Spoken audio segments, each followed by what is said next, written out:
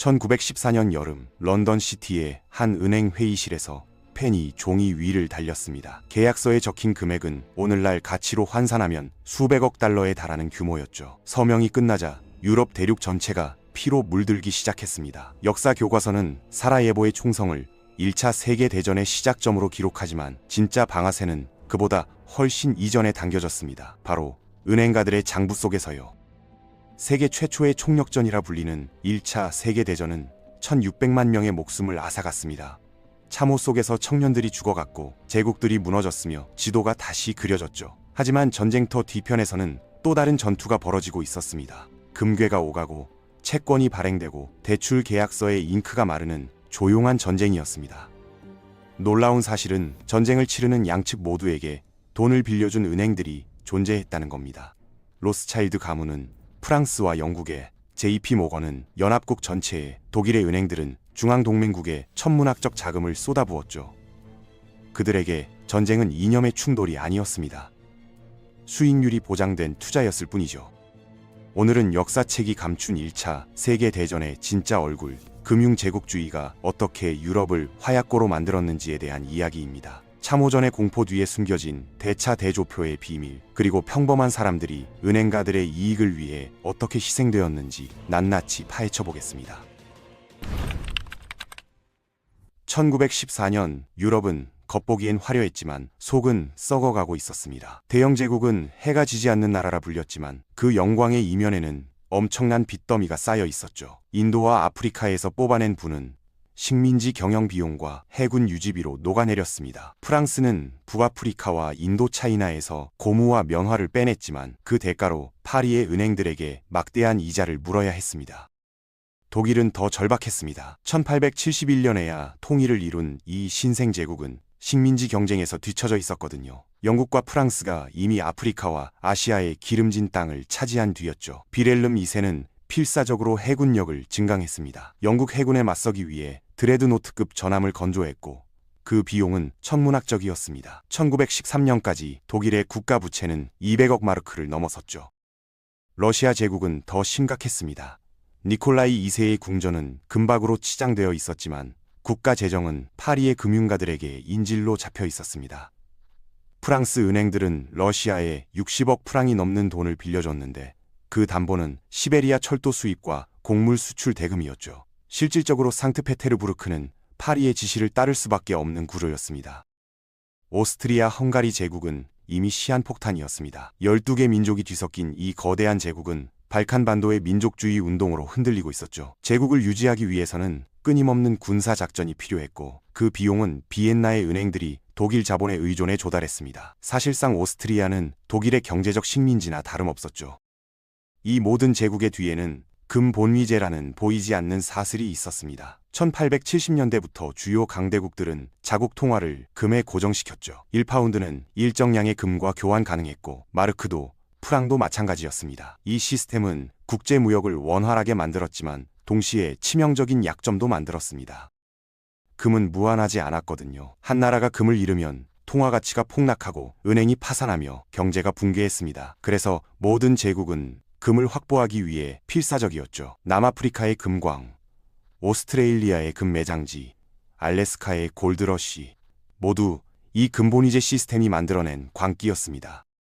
1900년까지 대영 제국은 전 세계 금 보유량의 40%를 차지했습니다. 이 압도적인 우위 덕분에 런던은 세계 금융의 중심이 될 수 있었죠. 파운드화는 국제 결제의 기준 통화였고 영국 은행들은 전 세계에 대출을 해줬습니다. 하지만 독일은 달랐습니다. 해군 증강과 식민지 경영에 쏟아부은 돈 때문에 금 보유고가 바닥을 드러내고 있었거든요. 1911년 모로코 위기는 이 금본위제의 취약성을 적나라하게 드러냈습니다. 독일이 모로코의 인산염 광산을 노리자 프랑스가 강력히 반발했죠. 전쟁 직전까지 갔던 이 위기 동안 금이 독일에서 빠져나갔습니다. 투자자들이 불안해하며 자산을 안전한 곳으로 옮겼던 거죠. 독일 제국은행은 금리를 올려 금을 다시 끌어들이려 했지만 그 결과 국내 경제가 얼어붙었습니다. 베를린의 빵집 주인은 대출을 받을 수 없게 됐고 공장들은 신용 부족으로 문을 닫았습니다. 실업률이 치솟았고 거리에는 불만이 쌓여갔죠. 황제가 멀리 모로코에서 위신을 세우려다 자국민을 굶기고 있었던 겁니다. 이것이 바로 금본위제가 만들어낸 악순환이었습니다. 국제적 긴장은 금 유출을 낳고 금 유출은 경제 위기를 만들며 경제 위기는 더 큰 긴장을 불러왔죠. 식민지는 이 시스템의 생명줄이었습니다. 싼 원자재를 뽑아내고 제품을 팔 시장을 확보하며 무엇보다 금을 캐낼 광산을 얻는 것, 이것이 제국주의의 진짜 목적이었죠. 영국은 남아프리카 전쟁에서 수만 명을 죽이면서까지 금광을 지켜냈습니다. 벨기에는 콩고에서 고무를 뽑아내며 1,000만 명을 학살했죠. 독일은 나미비아에서 헤레로족을 거의 절멸시켰습니다.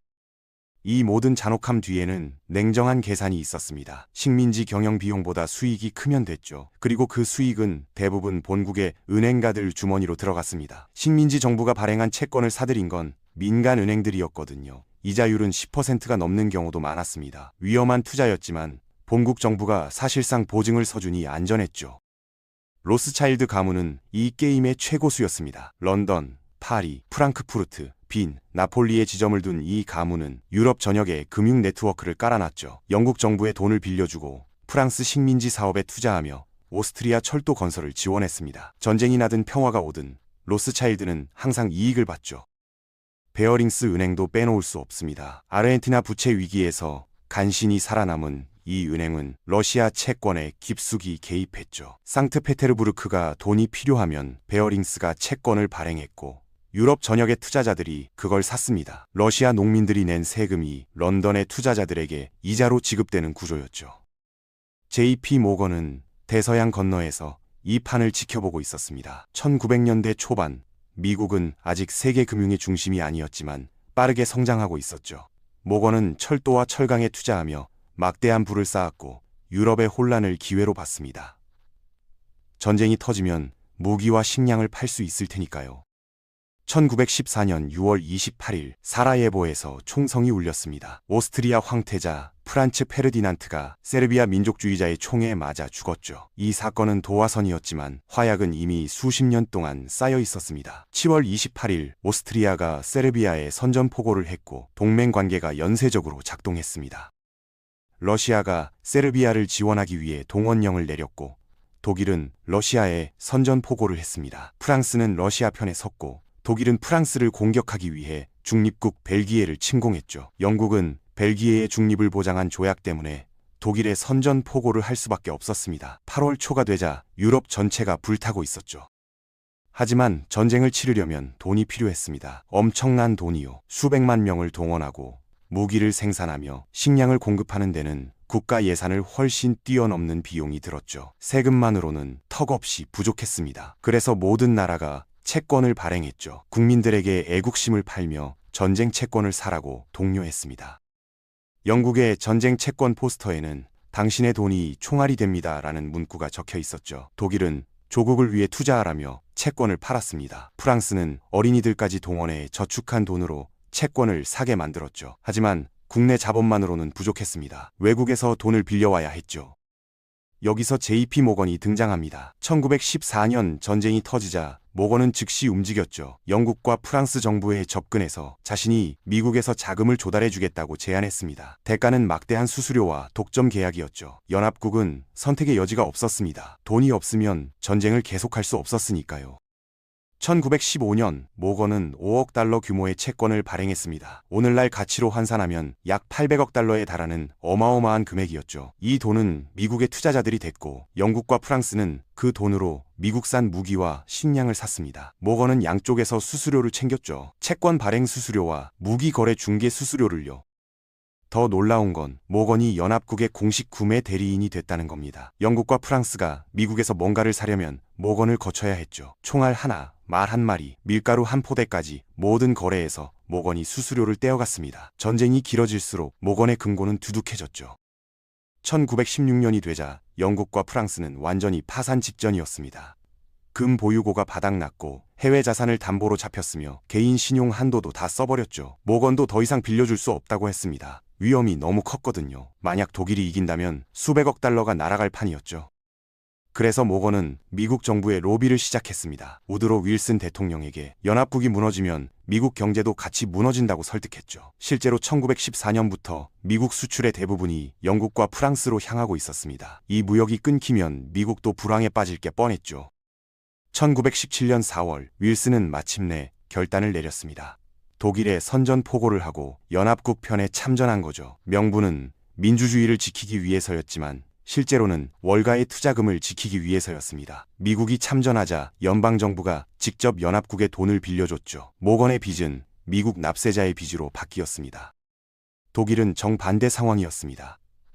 영국의 해상 봉쇄로 국제 무역이 끊겼고 미국이나 다른 중립국에서 돈을 빌릴 수도 없었죠. 그래서 독일은 동맹국인 오스트리아, 헝가리와 오스만 제국에 의존할 수밖에 없었습니다. 베를린의 은행들이 비엔나와 이스탄불에 막대한 신용을 제공했죠. 문제는 이 동맹국들이 이미 파산 상태였다는 겁니다. 오스트리아는 이탈리아와 러시아를 상대로 소모전을 벌이고 있었고 오스만 제국은 영국군에게 밀리고 있었죠. 독일이 돈을 빌려줘도 승산이 없었습니다. 1918년까지 독일은 동맹국 부채의 71%를 떠안고 있었죠. 사실상 혼자 세 나라의 전쟁 비용을 대고 있었던 겁니다. 금본위제는 전쟁과 함께 붕괴했습니다. 1914년 8월 모든 교정국이 금 태환을 중단했죠. 이제 돈은 금이 아니라 정부의 약속만으로 가치를 가지게 됐습니다. 중앙은행들은 제한 없이 돈을 찍어냈죠. 전쟁 비용을 댈 다른 방법이 없었으니까요. 독일의 통화량은 3배로 늘어났습니다. 마르크화의 가치는 바닥을 향해 추락했고 인플레이션이 시작됐죠. 1918년 빵 한 덩어리 가격이 1914년에 2배가 됐습니다. 전쟁이 끝날 무렵엔 5배로 뛰었죠. 고정임금을 받는 노동자와 연금 생활자들은 굶주렸습니다. 영국과 프랑스도 마찬가지였습니다. 파운드화와 프랑화도 가치가 떨어졌고 물가는 치솟았죠. 하지만 이들은 식민지에서 자원을 뽑아낼 수 있었기 때문에 독일보다는 나았습니다. 인도와 아프리카가 전쟁 비용을 떠안았죠. 수백만 명의 식민지 주민들이 강제 징집됐고 곡물과 원자재를 빼앗겼습니다. 러시아는 아예 무너졌습니다. 1917년 혁명으로 차르 정권이 무너지고 볼셰비키가 권력을 잡았죠. 레닌은 즉시 모든 외채를 거부한다고 선언했습니다. 프랑스 은행들이 러시아에 빌려준 60억 프랑이 한순간에 휴지가 됐죠. 파리의 수많은 중산층 가정이 파산했습니다. 러시아 채권에 저축을 몽땅 박았던 사람들이었죠. 전쟁이 끝날 무렵 유럽 경제는 폐허였습니다. 공장은 파괴됐고 농토는 황폐화됐으며 청년 세대는 사라졌죠. 하지만 은행들은 살아남았습니다. 아니, 오히려 더 강해졌죠. 전쟁 중에 정부들이 진 빚은 모두 민간 은행에 대한 빚이었으니까요. 전쟁 비용은 총 2,800억 달러에 달했습니다. 오늘날 가치로는 수조 달러에 이르는 천문학적 금액이죠. 이 돈은 세금과 채권으로 조달됐는데 결국 갚아야 할 건 국민들이었습니다. 할머니들이 애국심에 산 전쟁 채권, 아이들이 저축한 동전, 농부들이 낸 세금, 이 모든 게 은행가들의 이자로 흘러갔죠. 참호 속에서 죽어간 젊은이들은 몰랐을 겁니다. 자신들이 왜 싸우는지, 누구를 위해 죽는지를요. 고향에서 온 편지에는 가족의 안부와 평화가 오기를 바라는 소망만 적혀 있었죠. 하지만 런던과 파리, 뉴욕의 이사회에서는 건배가 오갔습니다. 대출이 승인됐고 수수료가 정산됐으며 주가가 올랐죠. 1918년 12월 11일 총성이 멈췄습니다. 하지만 고통은 끝나지 않았죠. 베르사유 조약은 독일에 1320억 마르크의 배상금을 물렸습니다. 도저히 갚을 수 없는 금액이었죠. 이 빚은 독일 경제를 질식시켰고 극단적 인플레이션을 불러왔으며 결국 히틀러의 등장으로 이어졌습니다. 프랑스와 영국도 미국에 막대한 빚을 졌습니다. 전쟁 중에 빌린 돈을 갚아야 했죠. 이 빚을 갚기 위해 그들은 독일에게서 배상금을 뜯어내야 했습니다. 독일은 배상금을 내기 위해 돈을 찍어냈고 그 결과 1923년 초인플레이션이 터졌죠. 빵 한 덩어리가 1조 마르크가 되는 미친 상황이 벌어졌습니다. 이 모든 혼란 속에서 금융 시스템은 재편됐습니다. 런던은 세계 금융의 중심 자리를 뉴욕에 내줬죠. 영국이 미국에 진 빚 때문이었습니다. JP 모건과 월가는 새로운 지배자가 됐고 달러화가 파운드화를 밀어냈습니다. 근본위제는 명목상으로만 남았고 실제로는 정부가 마음대로 돈을 찍는 시대가 열렸죠. 1차 세계대전은 현대 금융 시스템의 탄생을 알렸습니다. 중앙은행이 무제한으로 통화를 발행하고 정부 부채가 눈덩이처럼 불어나며 민간 은행들이 그 이자로 배를 불리는 구조죠. 오늘날 우리가 사는 세계의 원형이 바로 1914년에서 1918년 사이에 만들어졌습니다. 전쟁이 끝난 지 100년이 넘었지만 그 유산은 여전히 우리 곁에 있습니다. IMF, 구제금융, 국가 부채 위기, 긴축 정책, 이 모든 게 1차 세계대전 당시의 금융 구조에서 비롯됐죠. 전쟁은 총과 포탄만으로 치러지는 게 아닙니다. 채권과 대출, 이자와 환율로도 치러지죠. 개인적으로 이 이야기를 조사하면서 가장 놀라웠던 건 평범한 사람들의 희생이었습니다. 참호 속에서 죽어간 병사들, 굶주림에 시달린 민간인들, 저축을 몽땅 날린 노인들, 이들은 모두 자신들이 누구를 위해 희생하는지 몰랐죠. 은행가들의 장부 속 숫자를 위해서였다는 걸요. 만약 당시 사람들이 진실을 알았다면 어땠을까요? 자신들이 로스차일드의 이자를 벌어주기 위해 싸우고 있다는 걸 알았다면, 모건의 수수료를 위해 죽어가고 있다는 걸 깨달았다면 전쟁이 멈춰졌을까요? 아니면 분노가 총구를 다른 곳으로 돌렸을까요? 역사는 승자가 쓴다고 하죠. 그래서 교과서에는 영웅적인 전투와 애국적인 희생만 기록됩니다. 하지만 장부를 들여다보면 다른 이야기가 보입니다. 수표책과 대차 대조표, 채권 발행 기록과 이자율 협상 내역이 진짜 전쟁의 모습을 보여주죠. 오늘날에도 똑같은 일이 벌어지고 있습니다. 중동의 전쟁, 아프리카의 분쟁, 동유럽의 긴장, 이 모든 것 뒤에는 자원과 돈, 권력과 이익이 얽혀 있죠. 무기를 파는 회사들의 주가가 오르고 재건 계약이 체결되며 대출이 승인됩니다. 1914년과 달라진 게 뭔가요? 아마도 가장 큰 차이는 우리가 이제 알 수 있다는 점일 겁니다. 정보가 통제되던 100년 전과 달리 지금은 누구나 진실을 파헤칠 수 있죠. 문제는 알고도 바꿀 수 있느냐는 거지만요. 시스템은 너무 크고 복잡해서 개인의 힘으로는 어쩔 수 없어 보입니다. 하지만 적어도 우리는 속지 않을 수 있습니다. 누군가 애국심을 팔며 전쟁을 외칠 때, 안보를 명분으로 무기 구매를 정당화할 때 우리는 물을 수 있죠. 누가 이익을 보는가? 누가 대가를 치르는가? 진짜 이유는 무엇인가를요. 1차 세계대전의 교훈은 명확합니다. 전쟁의 진짜 방아쇠는 총알이 아니라 탐욕이라는 것. 참호를 파는 건 병사들이지만 이익을 챙기는 건 은행가들이라는 것. 그리고 빚의 대가는 언제나 가장 약한 자들이 치른다는 것이죠. 역사를 공부하는 이유는 과거를 기억하기 위해서만이 아닙니다. 현재를 이해하고 미래를 준비하기 위해서죠. 1914년의 유럽이 어떻게 파멸로 치달았는지 안다면 우리는 같은 실수를 반복하지 않을 수 있을 겁니다. 적어도 누가 우리를 그 길로 몰아가고 있는지는 알 수 있죠.